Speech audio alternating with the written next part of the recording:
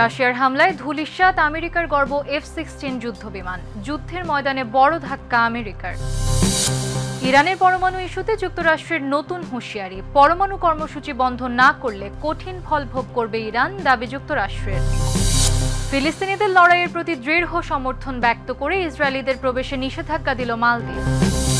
ফিলিস্তিনিদের পাল্টা আঘাত, নিয়ন্ত্রণ হারাচ্ছে ইসরায়েল, নতুন এলাকা ফিলিস্তিনিদের দখলে।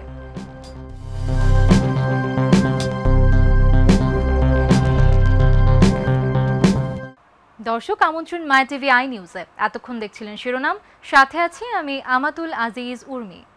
একনল হ্যান্ড ওয়াশ 100% প্যারাবেন ফ্রি, তাই নিরাপদ হাতের জন্য আস্থা রাখুন একনলে। মার্কিন যুক্তরাষ্ট্রের গর্বিত চতুর্থ প্রজন্মের অত্যাধুনিক যুদ্ধবিমান F-16 যুদ্ধক্ষেত্রে গেম চেঞ্জার ধুলোয় মিশিয়ে দিল রাশিয়া। প্রতিপক্ষকে চাপে ফেলতে এই ফাইটার জেটটি সামরিক শ্রেষ্ঠত্বের প্রতীক হিসেবে বিবেচিত হতো, কিন্তু রাশিয়ার বিরুদ্ধে যুদ্ধে এটি ব্যর্থ হয়েছে। রাশিয়ার প্রতিরক্ষা মন্ত্রণালয় 13 এপ্রিল এক ব্রিফিংয়ে জানিয়েছে, তারা ইউক্রেনে মোতায়েনকৃত একটি F-16 গুলি করে ভূপাতিত করেছে, যা যুক্তরাষ্ট্রের স্বপ্নভঙ্গের মতো। বিস্তারিত জানব রিপোর্টে। এবার যুক্তরাষ্ট্রের গৌরব F-16 ধুলোয় মিশিয়ে দিল রাশিয়া। কিছুদিন আগেও যেখানে যুক্তরাষ্ট্র ও রাশিয়া একে অপরের প্রশংসায় পঞ্চমুখ ছিল, সেখানে হঠাৎ এমন হামলা নতুন প্রশ্নের জন্ম দিয়েছে। কি চলছে দুই দেশের অভ্যন্তরে? ভবিষ্যতে কি বিশ্ব বড় কোনো ধরনের যুদ্ধ দেখতে পাবে যুক্তরাষ্ট্র ও রাশিয়ার কারণে? তাদের কারণে কি অস্থিতিশীল হয়ে উঠবে বিশ্ব রাজনীতি? মার্কিন যুক্তরাষ্ট্রের গর্বিত চতুর্থ প্রজন্মের যুদ্ধবিমান F-16, যা দীর্ঘদিন ধরে পশ্চিমা সামরিক শ্রেষ্ঠত্বের প্রতীক হিসেবে বিবেচিত, কিন্তু রাশিয়ার বিরুদ্ধে যুদ্ধে এটি ব্যর্থতার পরিচয় দিয়েছে।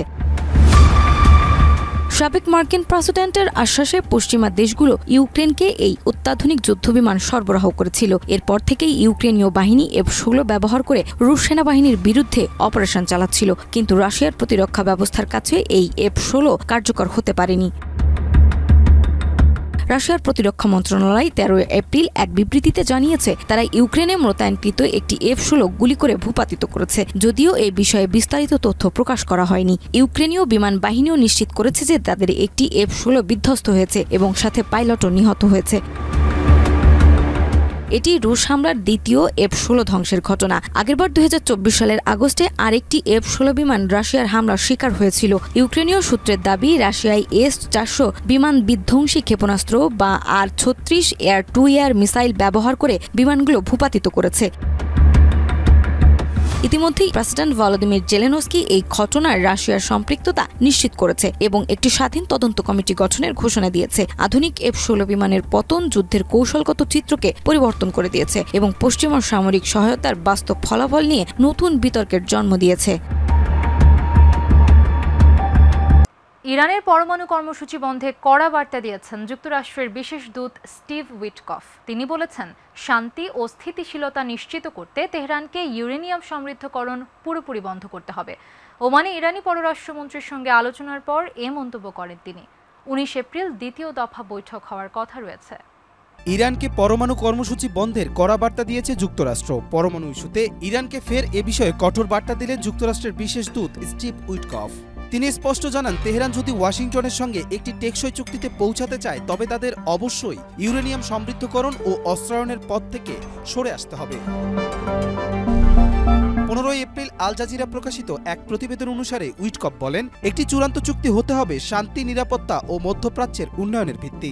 এর অর্থ ইরানকে অবশ্যই তার পরমাণু কর্মসূচি পুরোপুরি বন্ধ করতে হবে।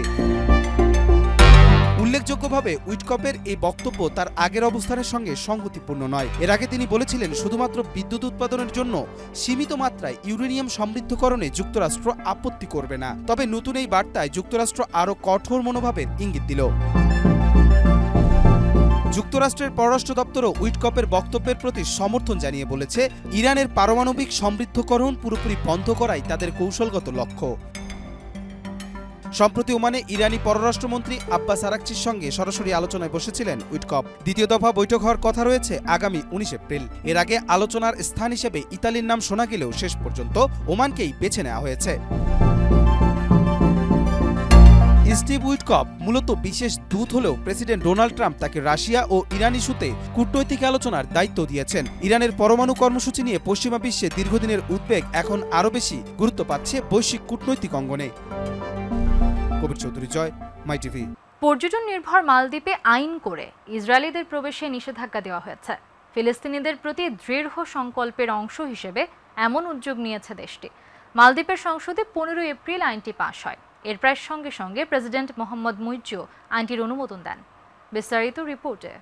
এবার ইসরায়েলিদের প্রবেশ নিষিদ্ধ করল মালদ্বীপ। গাজায় একের পর এক নিষ্ঠুর হামলায় শাস্তি স্বরূপ কি মালদ্বীপের চিরতরে যাওয়ার রাস্তা বন্ধ হয়ে গেল ইসরায়েলিদের জন্য? অবশেষে কি তাহলে ধীরে ধীরে গাজা ইস্যুতে চরম বিপাকে পড়তে যাচ্ছে বর্বর ইসরায়েল? ধারণা করা যাচ্ছে একের পর এক নিষেধাজ্ঞা ও সাহায্যের হাত হারিয়ে এবার নিঃস্ব হয়ে পথে নামবে বেনিয়ামিন নেতানিয়াহু।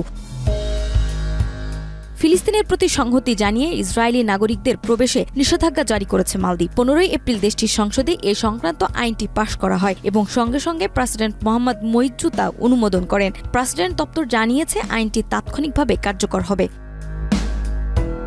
প্রেসিডেন্ট মুইজ্জু এক বিবৃতিতে বলেন, নতুন আইনটির অনুমোদন ফিলিস্তিনিদের বিরুদ্ধে ইসরায়েলের চলমান নৃশংসতা ও গণহত্যার বিপরীতে মালদ্বীপ সরকারের দৃঢ় অবস্থানকে প্রকাশ করে। তিনি আরও বলেন, ফিলিস্তিনিদের ন্যায্য সংগ্রামের প্রতি মালদ্বীপ তার অটল সমর্থন পুনর্ব্যক্ত করেছে।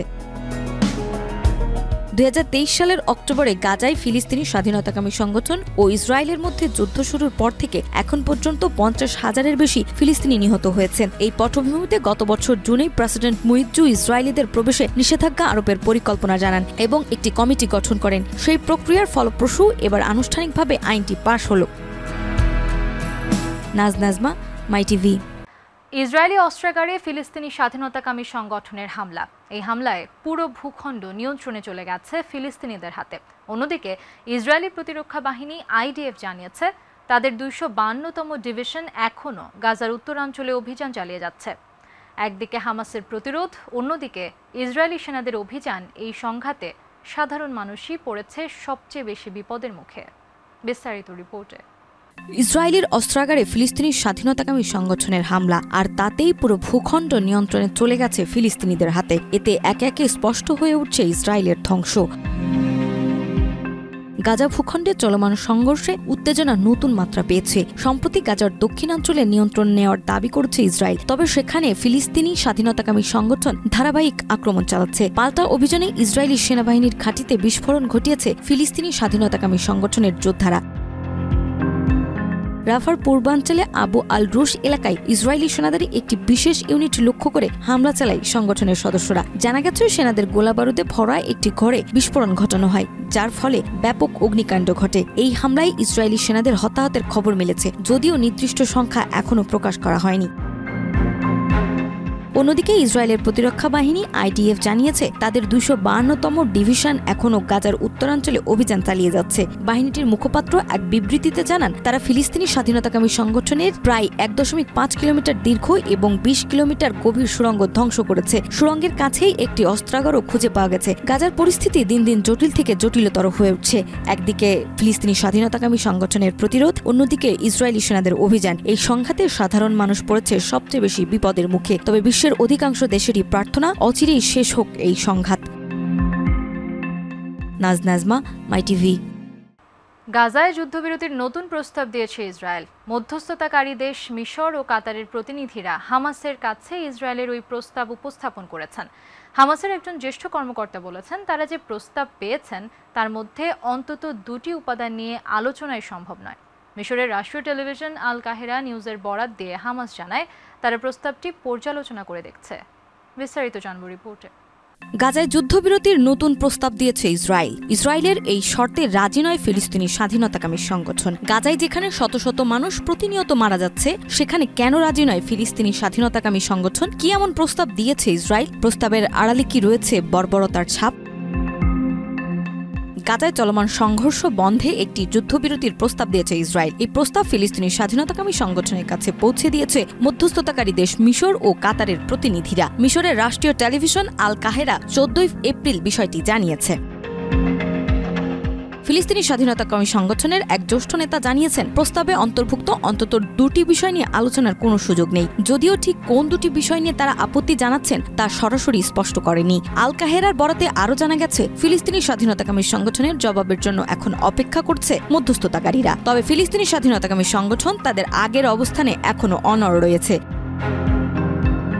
এর আগে রয়টার্সকে দেওয়া এক মন্তব্যে সংগঠনটির শীর্ষ নেতা সামি আবু জুহুরি জানান, ইসরায়েলের প্রস্তাবে সম্পূর্ণ শত্রুতা বন্ধের বিষয়টি অন্তর্ভুক্ত না থাকায় সেটি গ্রহণযোগ্য নয়। নতুন প্রস্তাবে ইসরায়েলে প্রথমবারের মতো আলোচনার পরবর্তী ধাপে ফিলিস্তিনি স্বাধীনতাকামী সংগঠনকে নিষ্ক্রিয়করণের আহ্বান জানিয়েছে। তবে এই প্রস্তাব সংগঠন কোনোভাবেই গ্রহণ করবে না বলে সাফ জানিয়ে দিয়েছে তারা।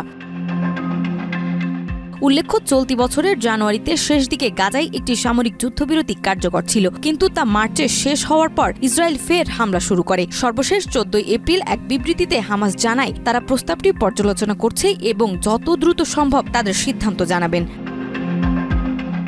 নাজমা, মাই টিভি। দর্শক, এই ছিল আজকের মাই টিভি আই নিউজ। ধন্যবাদ এতক্ষণ সাথে থাকার জন্য।